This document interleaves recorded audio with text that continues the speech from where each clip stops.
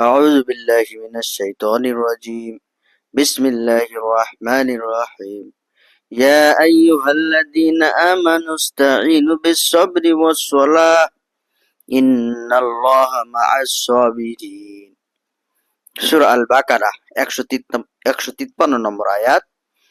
আল্লাহ বলছেন, হে ঈমানদারগণ, তোমরা সাহায্য চাও সবর এবং সালাতের মাধ্যমে। নিশ্চয়ই আল্লাহ সবরকারীদের সাথে আছেন।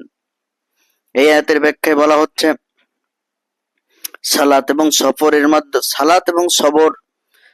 এবং ধৈর্যের মাধ্যমে যাবতীয় সংকটের প্রতিকার হওয়ার কারণ এই যে, এ দুই পন্থাই আল্লাহ তাআলার প্রকৃত সান্নিধ্য লাভ হয়। আল্লাহ সবরকারীদের সাথে আছেন বাক্যের দ্বারা এদিকে ইঙ্গিত করা হয়েছে যে, সালাত আদায়কারী এবং সবরকারীদের আল্লাহর সান্নিধ্য লাভ হয়। মহান আল্লাহ আরশের উপর থেকেও তার বান্দাদের সাথে থাকার অর্থ দুটি। প্রথম অর্থ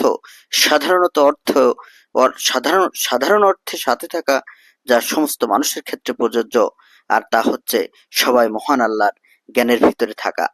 মহান আল্লাহর যত সৃষ্টি, সবার যাবতীয় অবস্থা তার গোচরীভূত। তিনি ভালো করেই জানেন কে কোথায়, কোন অবস্থায়, কোন কাজে লিপ্ত।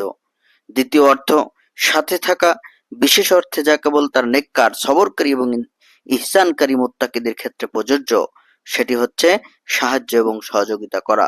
মহান আল্লাহর পক্ষে কারো সাথে থাকার অর্থ কখনো এটা হতে পারে না যে তিনি তার সাথে চলাফেরা করছেন বা কোনো কিছুর ভিতরে প্রবেশ করে আছেন অথবা তার সাথে লেগে আছেন, কারণ মহান আল্লাহ তার আরশের উপরে রয়েছেন। তিনি স্রষ্টা হিসেবে সৃষ্টি থেকে সম্পূর্ণ আলাদা।